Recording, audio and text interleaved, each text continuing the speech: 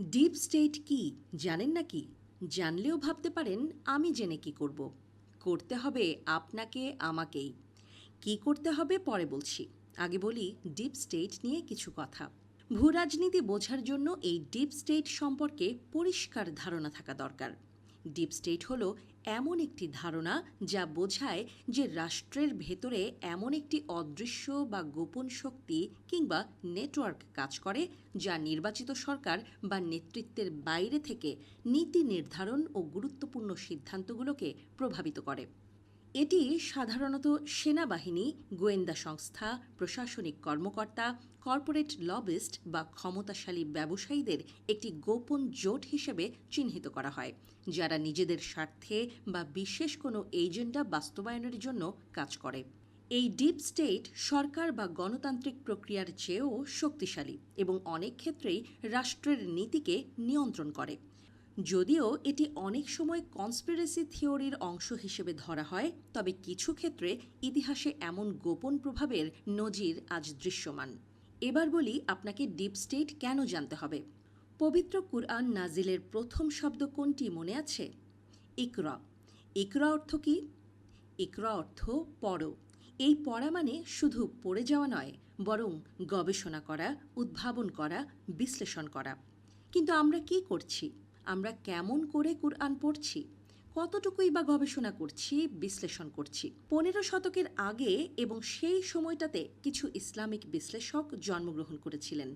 তারপরে নেই কেন? এই নায়ের সঙ্গেই ডিপ স্টেটের সম্পর্ক। 15 শতকের সময়েই সারা বিশ্বে ছড়িয়ে পড়ে কলোনাইজেশন বা উপনিবেশ স্থাপন।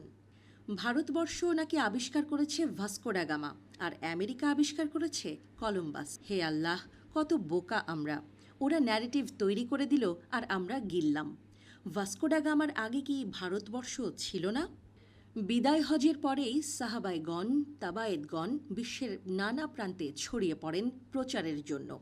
এখন সেই গল্প, ন্যারেটিভ বলার সময় এসেছে।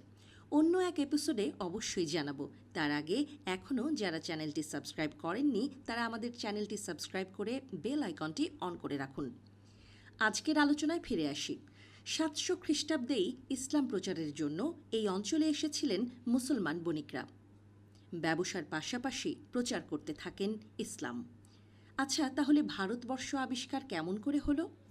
ডাহা মিথ্যা দিয়ে আমাদের মগজ ভরে দিয়েছে এই ডিপ স্টেট। সেই সময় থেকে শুরু হয় ডিপ স্টেট পরিকল্পনা।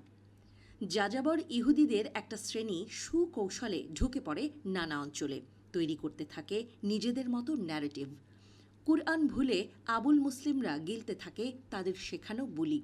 কখনো বলছে পৃথিবী ঘোরে, কখনো বলছে পৃথিবী গোল, কখনো আবার বলছে সূর্যের চারপাশে ঘোরে।